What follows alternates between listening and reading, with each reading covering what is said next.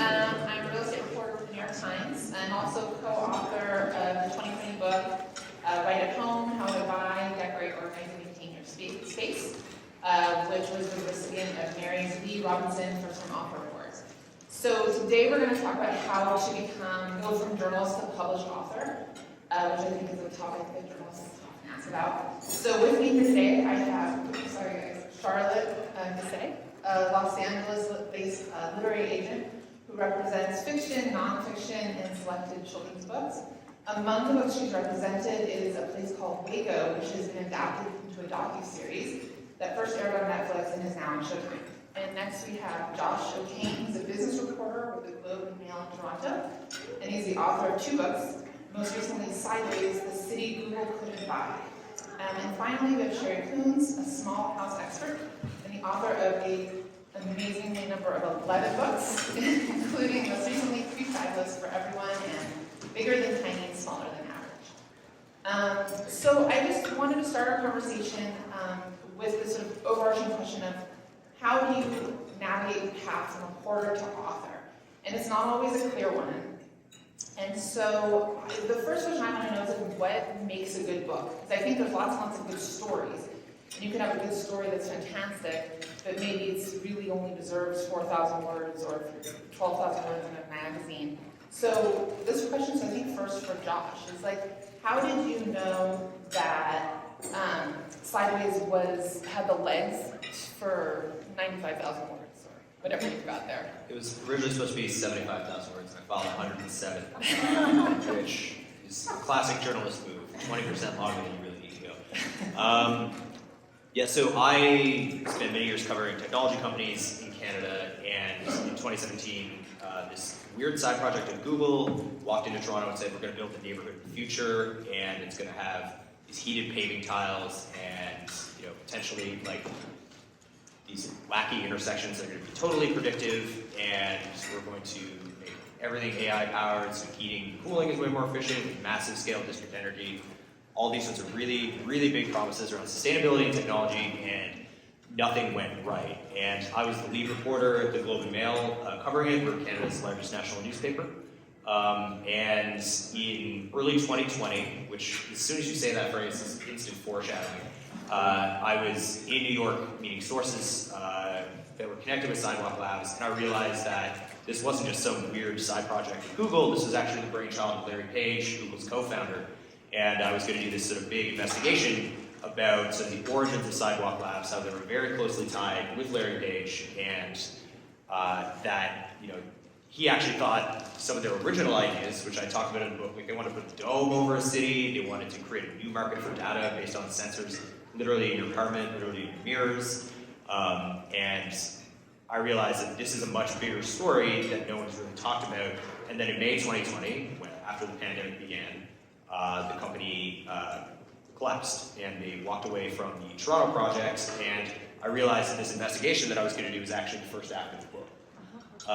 And luckily, one of my colleagues had co-written the book on the collapse of BlackBerry, and started putting me in touch with agents, and then within a few months I had a proposal and then a deal. And originally this was not something I thought about doing a book on until I realized that it had major global implications that I could sell to an agent and then a publisher. And it was also, again, in the pandemic, and I had a lot of spare time, so I realized I could actually sink in the time for the research before I took a book leave, and realize this is an important story and people are going to want to read the lessons on the world over, and why not kind of make this calling card, because every journalist is definitely interested in sort of spreading their brand as widely as possible.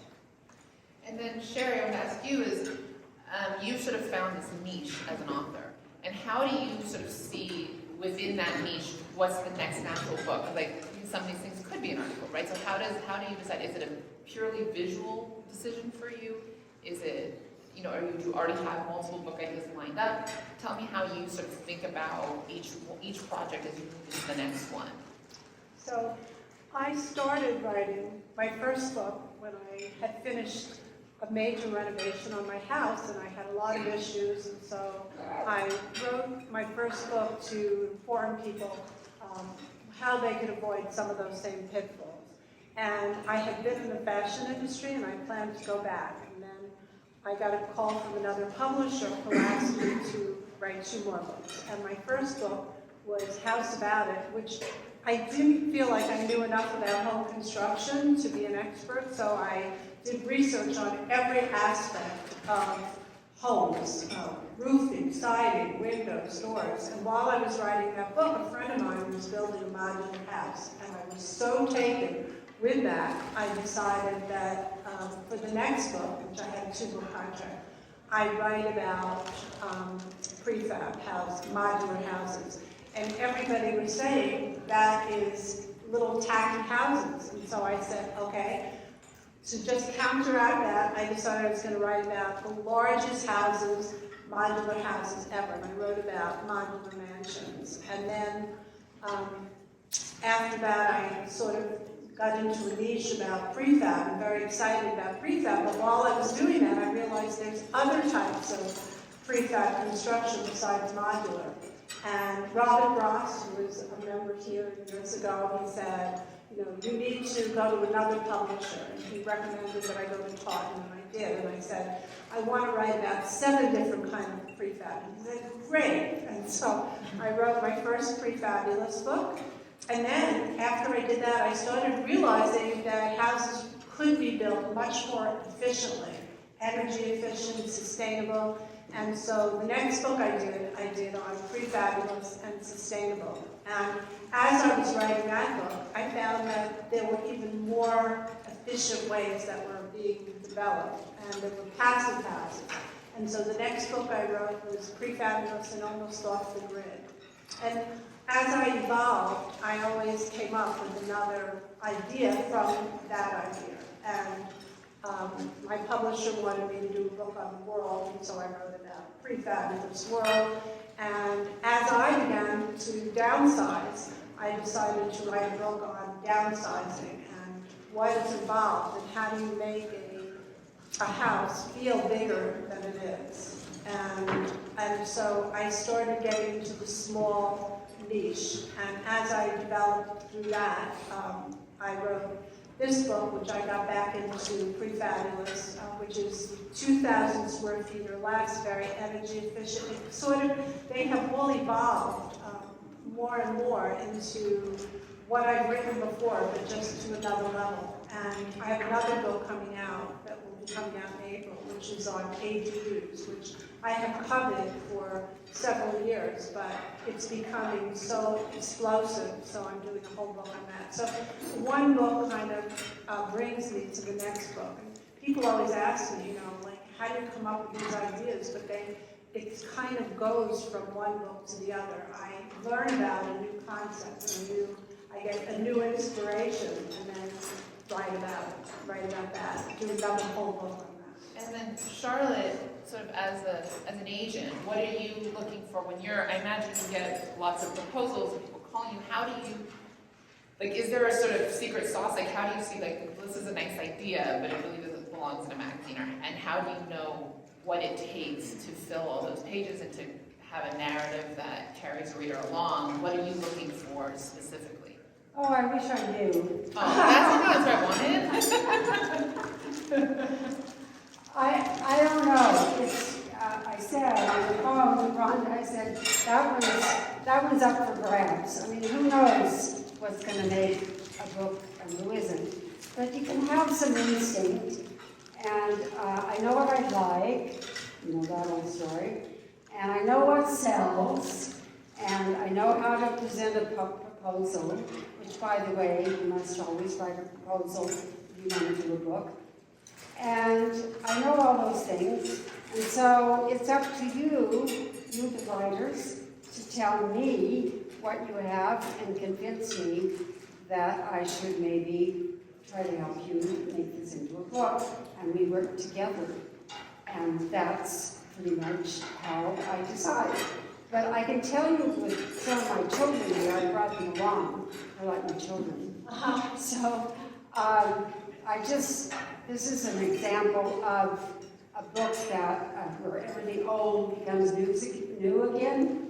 And this is my journalist client, who is a retired television and movie critic from the Cleveland Plain Dealer. And he has written many books, but he most recently wrote this book called A Mystery of Mysteries, The Death and Life of Edgar Allan Poe. And I just saw this as a documentary. So here it is, it's got legs again. So who knew? We didn't even have a proposal for this book. We just presented it to the editor as a possibility, and he said, "You're on." So that was lucky. Here's another one, another good example of how I figured out that this was a good book to have, to get behind. And not always do you need an agent, but sometimes you do. If you want to make a lot of money, sometimes you need to go to an agent. And even then, you may not get a lot of money. You may get not very much money at all. So if it gets sold, it's all as I said, up for grabs. So it's all speculative, unfortunately. It's a terrible business. Don't get in it. Oh no, that was wrong. I shouldn't say that. Sorry. So this book is called The Lovely Girl.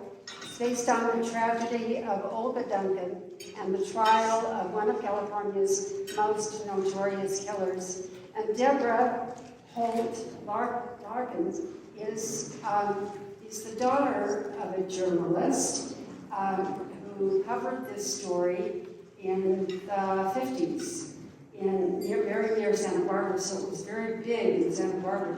That's where Harry and Megan lived, in case you didn't know. And it's very shishy and very, very lovely. And to have this happen there was really something. It's a scandal. So she tells the story of sitting at her parents' table and listening to her father talk about the trial every single day, and scared her to death. And so that's the basis of this memoir, which tells the story of the crime, and it is a good one, let me tell you. She got a publicist to help her publicize it. We were talking about that earlier. Sometimes you need to do that to help your book along if your publisher doesn't help you, and often they don't. So you might have a look at that sometime online. You might actually buy it. This is the story of how to really find out if a book is it really does have legs. This is a book that my young client wrote 25 years ago. This is a used copy. It's from some library somewhere. I think it's in Seattle or something.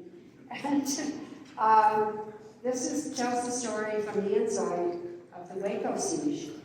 And nobody wanted this book. I sent it out to 30 or 40 publishers. Finally, Public Affairs stepped up and decided to do it. They said something must have happened bad there at Waco. And so it went into oblivion after it came out in print and went absolutely nowhere.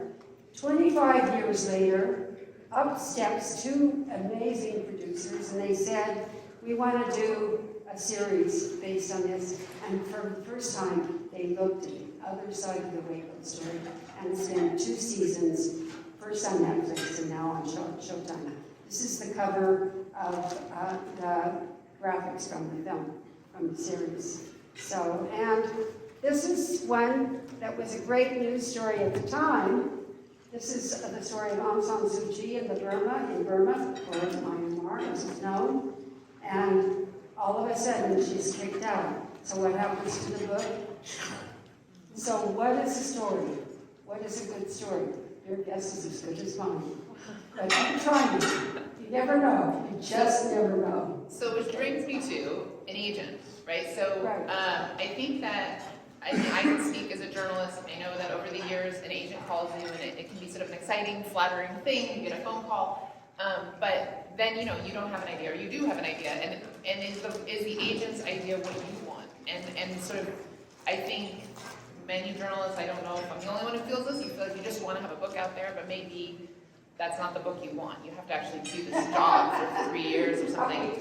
So what should you, like, what's the best way to go about it? And I know, Sheri, you've actually not worked with an agent, and Josh, you have a great story about how you kind of came to one for the second book. So maybe I want to get to Charlotte first, of like, what do you think one should be looking for when they're looking for an agent? And what is, what's the value of it? But what are the questions you're supposed to be asking? What is the relationship that you're trying to get out of the author-agent relationship? Oh, this is wonderful. Well, first of all, you have to know that you're going to get along with this person, because you're going to get married for a while. You're going to be married for a couple of years, and you might have babies, which would be books. And so you want all the best things for the book, and you have to know that that both of you are on the same page. And so you need to explore that a little bit. You can do that by asking questions in the first process of trying to find your agent, if an agent is interested in you, and then compare that to others that you've talked to. That might be a good way to do it. If the agent has come to you, don't get too excited, as Ronda said, and make sure that you clarify what you think the book is and what the agent thinks your book is. And then you might go to lunch, because I always figure if you go to lunch and you get along, that's probably going to do it. I don't know. Again, it's one of those things that has to play out, and you have to trust each other, and you're entrusting your baby book with this agent, and who knows where that's going to go? It's all speculative. And so, Josh, maybe if you want to take from there, tell me a bit about your process with Sideways. I believe your first book you self-represented, right? You didn't have an agent. So what sort of led you to that? And I know you were really strategic in how you went looking for your agent. So tell me a bit more. Yeah, it's kind of like dating, because you're going to find people who you think you're interested in and they're not interested in you, and you just kind of have to do that over and over again. Basically, so the first book that I did was a biography of a Canadian musician. I self-represented. As a result, my advance due to my superior negotiating skills was $1,500 Canadian dollars, and that was, in the end, I very much made that advance back and actually got a profit off that book. But with this other book, I'm from this backwater town called Toronto, but thought it would be this would be a book of global implications, and I really wanted to sort of work with a U.S. agent who could help me basically shop around and find the right audience for this book. The day that the Sidewalk Labs project in Toronto ended, when they pulled away from the city, a friend of mine connected me with his agent, who then put me in touch with another agent at his firm who specialized in technology books, who wanted to work with me for the book, then found out that there was a conflict of interest within his agency because someone there was friends with the CEO of Sidewalk Labs, and they're like, "You're an investigative journalist. Something tells me we should probably not do that." But then that person gave me a big list. And sort of separate from that, I also started reaching out to other journalists or just writers who've worked in the smart cities space. We don't really use this term smart cities anymore because we tried to talk about everything that didn't really mean anything in the end. But then I wound up talking to the author of the book Smart Cities, who wound up being a character in this book, because he consulted for Sidewalk Labs. And his agent wasn't interested, and I was like, "Oh, well, she's not interested. This is not going to work." But then from that list of 4 agents the conflicted agent gave me, I went through that whole list, and then they were let's talk, and they were kind of ambivalent. And then the last person I reached out to was a guy named Eric Lutfer, and Eric was immediately interested, and he had happened to represent this book called Bad Blood by John Carreyrou, which is sort of basically set the template for an entire generation of investigative technology books. And he's represented numerous other great technology journalists. And he was like, "I think this is going to be a great book." And then he and I spent a couple months going back and forth on the proposal, and then he helped me get a deal. And that whole process was like 3 months of agony, because I was also really worried. I wasn't the only journalist on the story, and I figured 2 or 3 other people would probably also be interested in writing this book, so I felt like there was a big fire underneath me. In the end, it turns out I was the only one shopping this book around, but that did put enough of a fire under me that I locked in a great agent, and then he was able to find a great home for the book in Random House. But that was just like months of trial and error and me being deeply, deeply anxious, and it's not a fun process. It's probably more fun on your end because you just get to read cool proposals. I get bad proposals too all day. Yeah. And how do you think it was, so if you were to compare your first experience without an agent versus the second one with an agent, did it make your life arguably different? Yeah, because I actually didn't need to take down a line of credit for my book leave. That's nice. So I was able to, I got a grade enough advance that I was able to take half a year off from the Globe, and kind of functionally go back and re-report everything because people no longer had skin in the game, were actually willing to tell me secrets. So my agent got me a great enough deal that I was able to afford to do that, and as a result, the book became definitive, which is what you want it to be. And Sheri, you have always worked independently without an agent, and so tell me your philosophy on that and why you've sort of decided to go that route.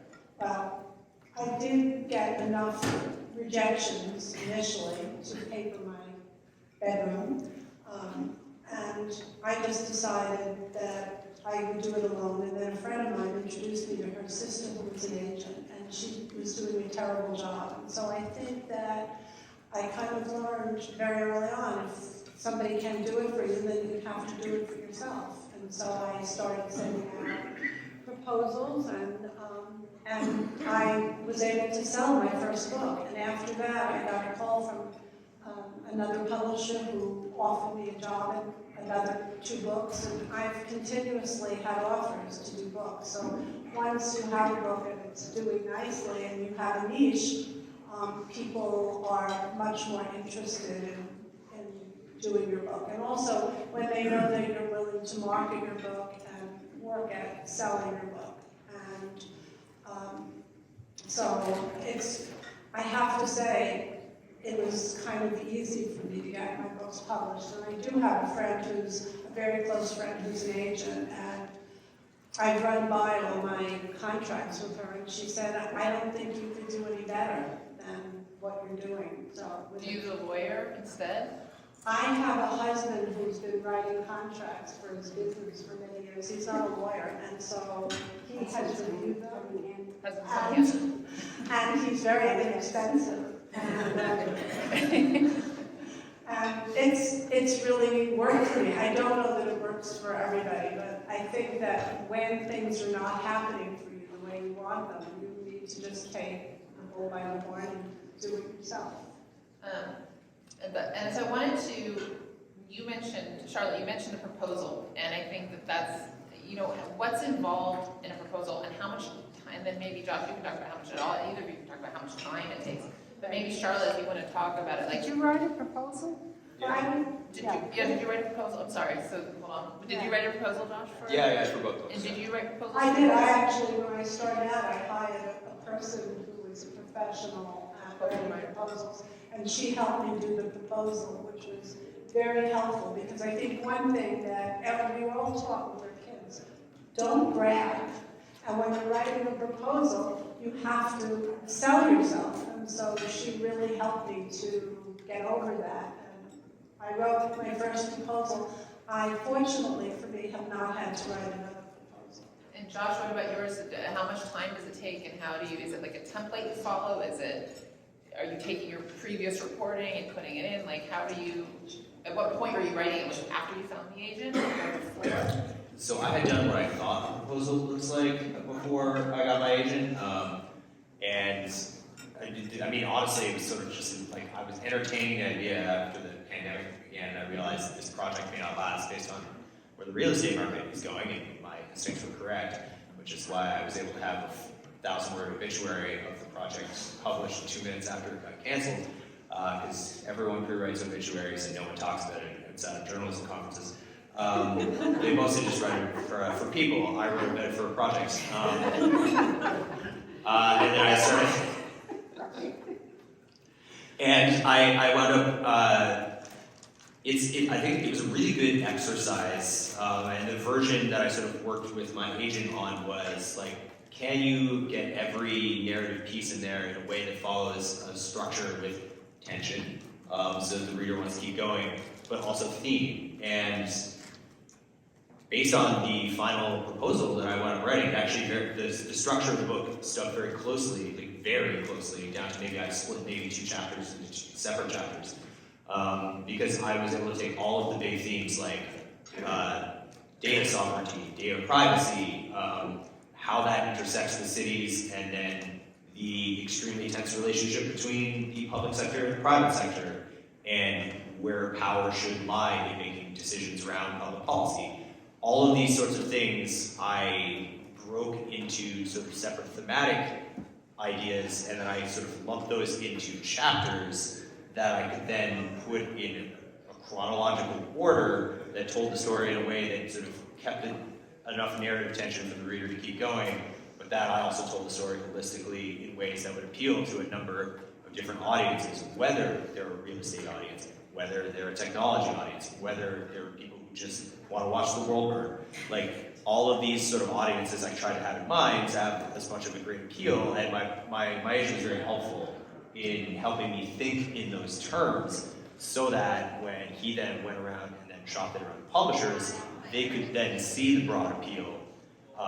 And it's honestly, just as a reporter, a really great exercise in thinking about storytelling beyond the sort of 700 to 1,500 word worlds that most of us work in on a daily basis. And it helped me realize that I had been covering something just on a day-to-day basis in a granular way that actually had much broader implications, and that actually just helped me in my day-to-day job in daily reporting. And I thought it was an extremely exhausting process. It took 2.5 months going back and forth with my agent with drafts, but the result of it, I think, it gave me greater skills, and then also sort of prepared me for the actual writing process, and also just like helped arm me with questions when I was going back to my sources when I took book leave. And it was a worthwhile and extremely exhausting process. Josh, I commend you for writing a proposal. That was great. So Charlotte, how much do you work with your writers on a proposal? Do they generally come to you with it already? Do you shape it from that? Do you think Right, like this I is go, hallelujah, if they've written a proposal already and it's ready to go. That doesn't happen very often. So I do work with my clients. I don't especially want to because I'm not an editor, but now I've sort of become very accomplished at writing proposals. And so I say, do this and do this and do this, and I expect you to do it, but nicely. So I say that nicely. So I actually have a template that I can send to you that was written by myself and a couple of other agents that I can send you if you send me your email and request it from me. It's how to write a nonfiction book proposal. And in that, 6 pages, a few 6 pages, here's what you have to have. You have to have a title, and it has to be very catchy. You have to have a subtitle, which is explanatory. It probably isn't going to be the subtitle that's in the book when it's published. That is what happened to me. Did you have the title? Oh, I came up with Sideways. Sidewalk, Sideways. I had that like 6 times before that. It was good. That's good. Yeah. And hers too. She has a good one too. Yeah. What else? Key to that is the overview. And that's sort of like the reprise in the symphony. You're going to have a little bit of the motifs and themes in your overview that explains what your book is and how it's going to say what it's going to say. And it's the real stuff. You've got to give them the real stuff. You're not flamboyant stuff, well, you can do this or you can do that. It has to be the material itself. And it has to be well written, and in fact, you want to have it very excitingly written if possible, because you're trying to sell it to the editor at the publishing house, or the agent in this case sometimes. Then after that, you need to outline your book, with annotated chapters. That means a chapter title and a little 1 or 2 line about what's in the chapter, sometimes more, sometimes less. Then you need to outline your audience. If this is a book for people who are in the real estate business, this is a book for people who are interested in technology, or blah, blah, blah, blah. A whole list of them. Don't let any of that audience get away, because that's what the editors and the publishers are looking for, is audience. Also, your platform. How are you going to help to sell this book to your audience? First of all, you have to sell it to the agent, then you have to sell it to the publisher, then you have to sell it to the readers. So that you have to go through the same process in each case. Then your bio, you must have a clear and prominent bio, and the log line at the very top, sort of like an upside down pyramid, it gets bigger as it goes up. The log line has to be absolutely stunning.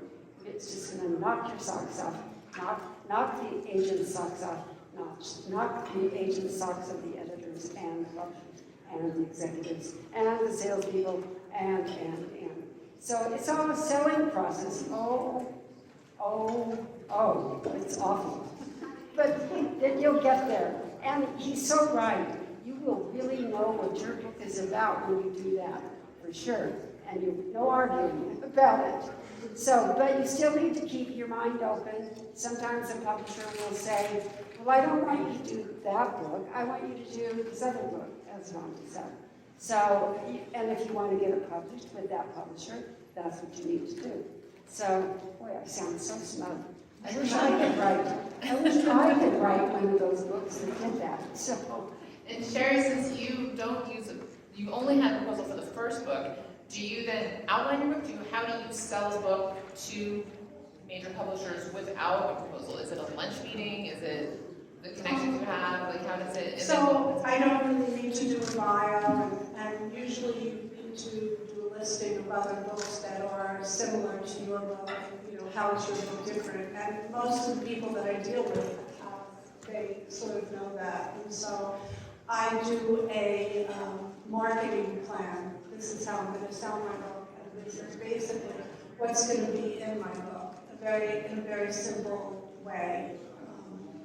So it's kind of a very brief thing. Sometimes I'll include examples of some of the houses that I'm going to include, just to make them excited about what I'm doing. I always am very fussy about the houses that I profile in my book, so they have to be very attractive inside and out, and they have to be very energy efficient and sustainable. So basically, I just give them some examples.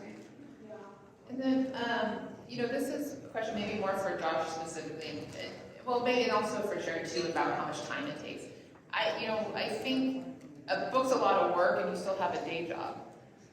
Yeah. So how do you do it? How do you balance it? And I remember I was talking to my editor once when she had a book came out, and she said, I wish I'd taken more lead for the writing process and not the reporting process. So if you have the luxury of a book leave, how do you know when to take it and what part of the book to do? If you don't have the luxury, do you just give up your life and write it at night? What is It's it? all of those things.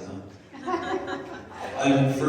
want to mention one more point of the proposal process, which is that all of us in this room are pretty much used to cold calling people, and don't hesitate to reach out to authors of books you've liked that are similar to your book and ask them for their proposal. Ideally, you bundle them up for a bit before you actually ask them for the proposal itself, but get to know them, ask them more with the process, and if you get to know them well enough, ask them for the proposal, because that will show you what they had to do.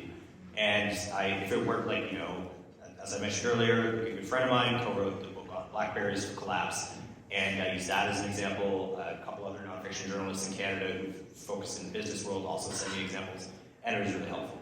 And then to sort of go to the time commitment, when the pandemic hit and I realized I had a lot of spare time, again, wrote this obituary, so I had a feeling this was going to happen, I started doing what I call the boring research, which is the not sort of going out there and interviewing people. I knew that if I could make it all the way through the CEO of Sidewalk's memoir, then I could probably do the book. because he's a very self-congratulatory person, and his very small font, 350-page memoir was an interesting read. And so I just started reading books constantly for research that would help shape the earlier portions of my chapter, sort of, the history of Google.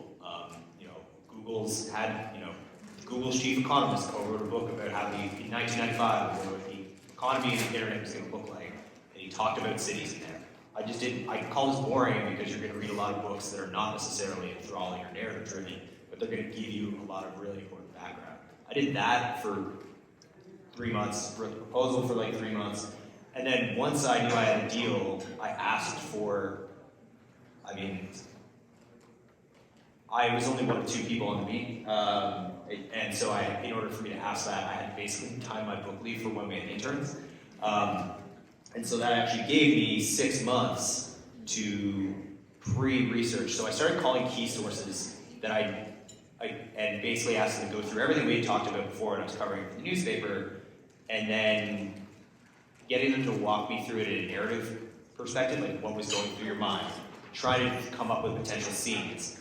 And then that allowed me to get a skeleton for what the scenes in the book might be that I could then build the sort of chapters around. And then April 2021, I started my 6-month book leave, and I basically said, I'm going to take 3.5 months to report, 2.5 months to write.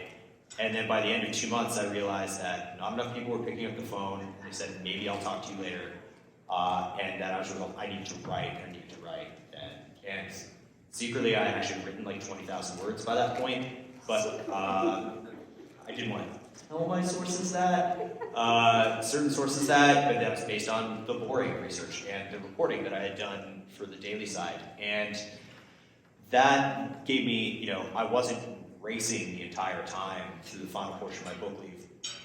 And then, I basically had to structure my day over the course of my book leave to, I would report from 9 a.m. to 4 p.m., and from 4 p.m. onwards, I had a goal of minimum 1,000 words a day, and then every Saturday, I would have a goal of minimum 2,000 words.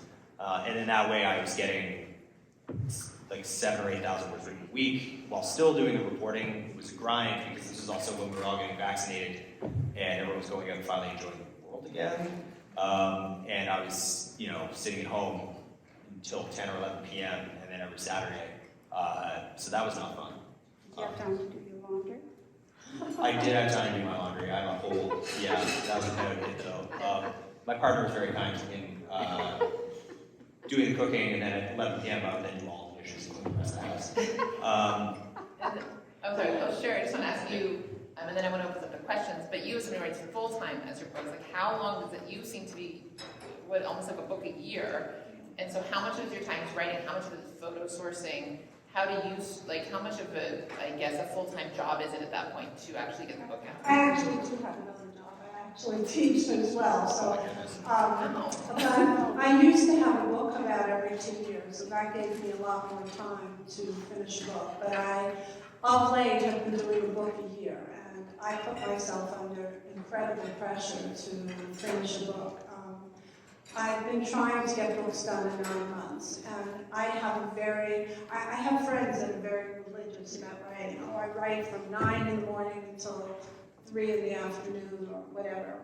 I'm much more casual about it. If somebody calls me and says, do you want to have lunch, I'm out the door. And then I might be up until 1 o'clock in the morning doing work. So I just get the work done. If I have to work on Saturday and Sunday or whatever it is that I have to do, I will do, as long as I can also live my life. But trying to get a book out every year is really a grind. And right now I'm under a lot of pressure because I have a book that just came out and I'm doing my own publicity for that, and I have a book that's due at the end of this month. So, but I put that pressure on myself, and it's okay. If you love what you do, then then it works. And I feel bad for people that are so structured. I've been lucky, I'm not.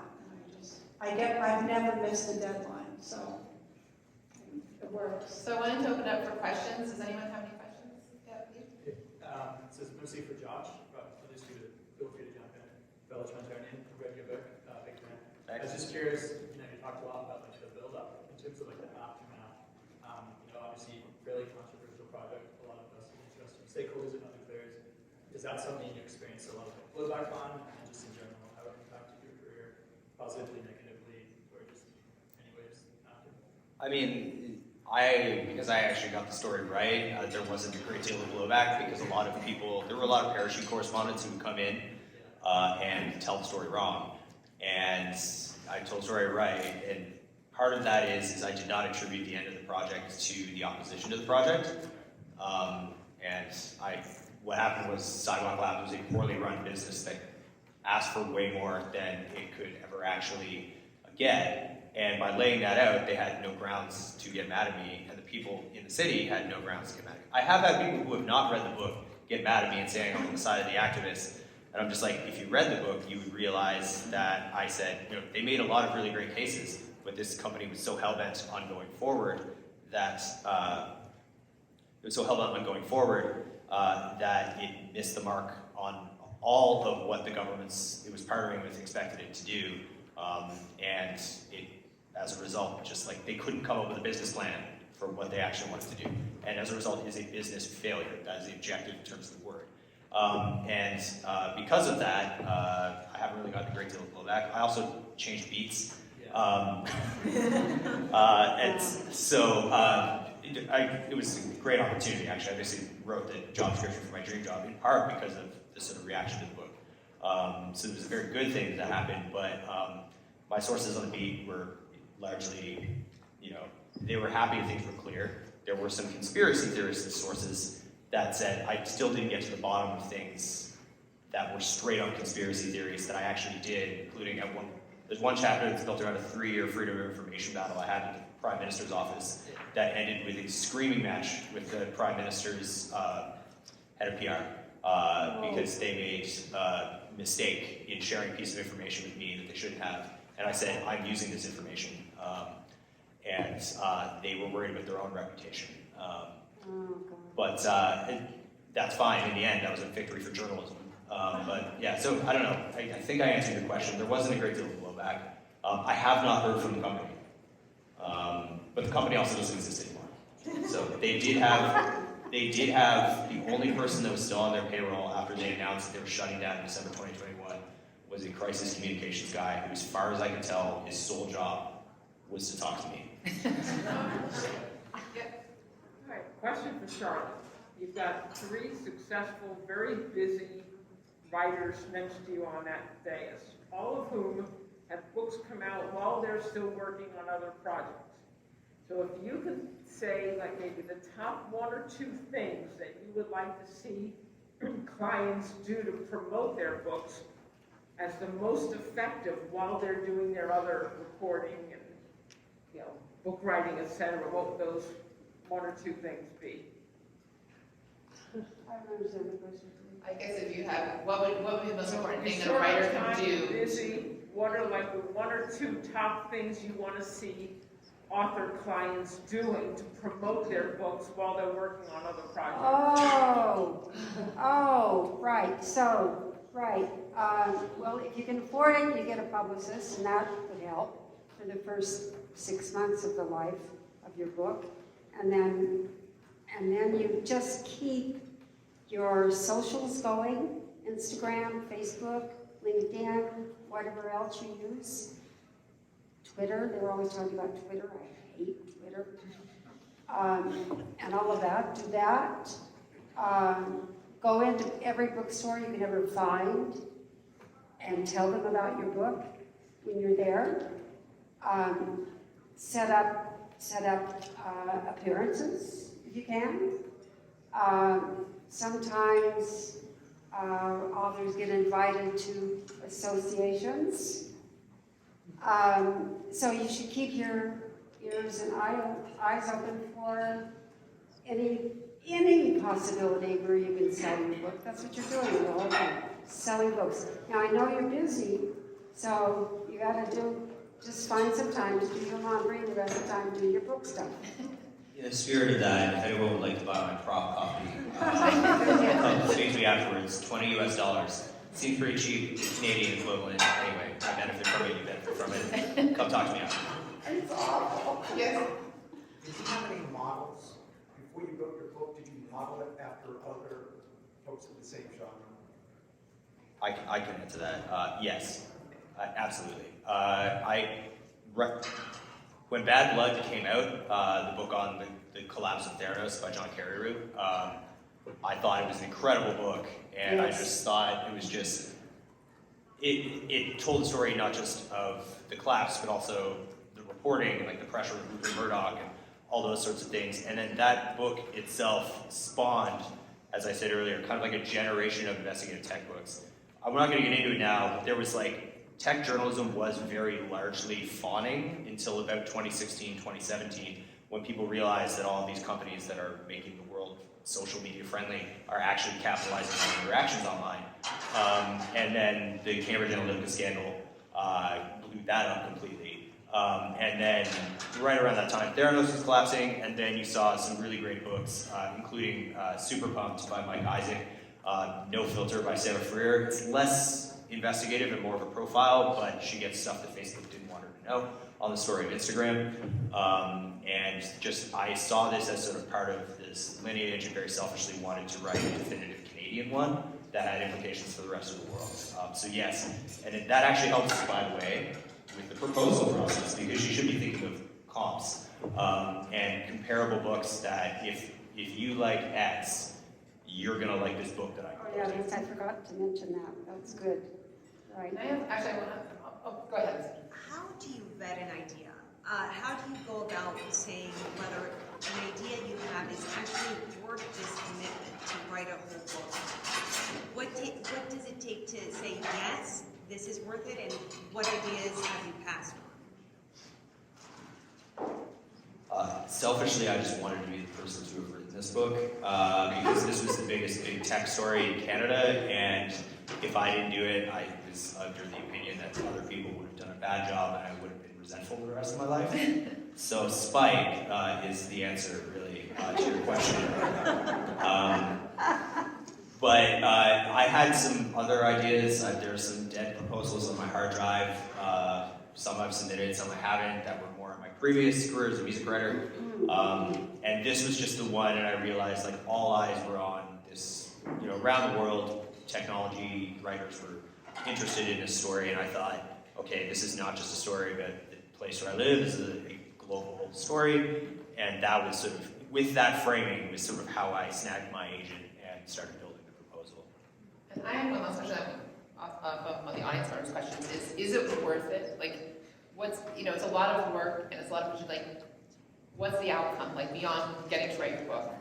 What do you, for Charlotte, like, is it worth it to write a book? Yeah, well, I mean, I'm seeing it from a little arm's distance, but I have to tell you that this book, the original one, the place called Waco, I knew from this book, I interviewed the young author, and I got a Los Angeles Times journalist to write the proposal, and the minute his proposal was done, I knew, and together with David's testimony and his story, that this was an important book. And I didn't know how I was going to sell it. I had no idea how I was going to tell some editor at some major publishing house that only wanted to go to lunch that this is a really important book. And it did take a long time for me to find it. And then I knew it would be, but in the meantime, while all this was happening, the first time that they were making these horrible movie of the weeks with this guy, Koresh, and all this stuff was coming out. Like you said, they're writing terrible books about something they haven't even read about. They don't know the inside story. They don't know anything about it. So I finally was pitching it as, this is a book about religion, not about religion, but about the freedom of religion. And it was very much about the way the story was told and how it was perceived. And so when the young producers came up with this and they said, we want to tell the other side of the story, I was completely validated. Completely of it.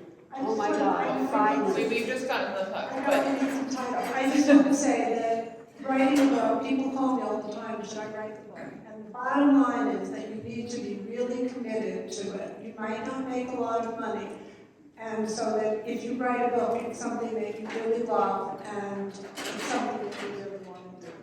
On that note, thank you guys all for your time. We've given the hook, but I appreciate you guys. Yeah, we're done. But thank you guys. Thanks for coming. Thank you.